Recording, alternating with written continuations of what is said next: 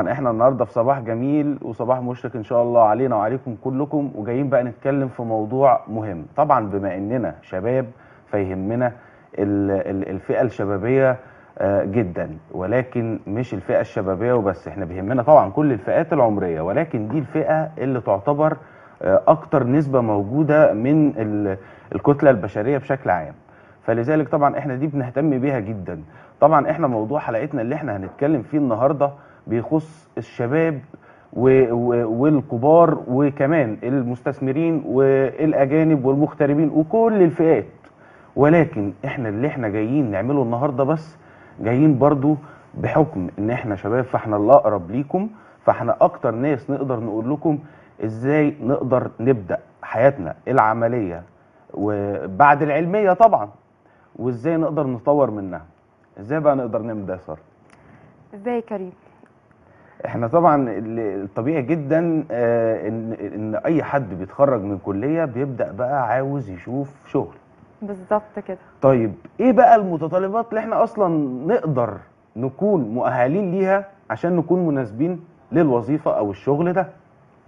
في البداية المفروض ان انا مثلا خريجة كلية معينة، دي بنسبة 90% من الناس بتبقى مش رغبتهم الحقيقية، بيبقى ده اللي القدر حطهم فيه. يعني انا جبت مجموع في الثانوية العامة دخلني الكلية الفلانية، الحياة انتهت عند ده؟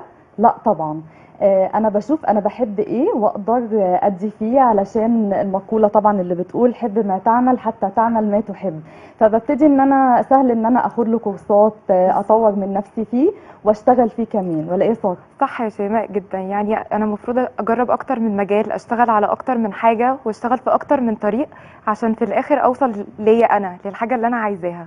صح يا كريم؟ مظبوط. بس بقى هنا في نقطة مهمة جدا، في بيقول لك في الحتة دي اللي اشتغل في أكتر من مجال وأكتر من حاجة، مش عارف، صاحب بالين كذاب، صاحب 3 منافق، كده بيشتت نفسه. انتوا متفقين مع الكلام ده ولا لا انا بصراحة مش متفقة. يعني انا المفروض اجرب في اكتر من حاجة واكتر من مجال عشان في الاخر اوصل ليا انا، اعرف انا مين وانا رايحة فين. اللي بيجرب كتير بيلاقي نفسه في الاخر. انا شايفة كده بصراحة. صح يا شيماء؟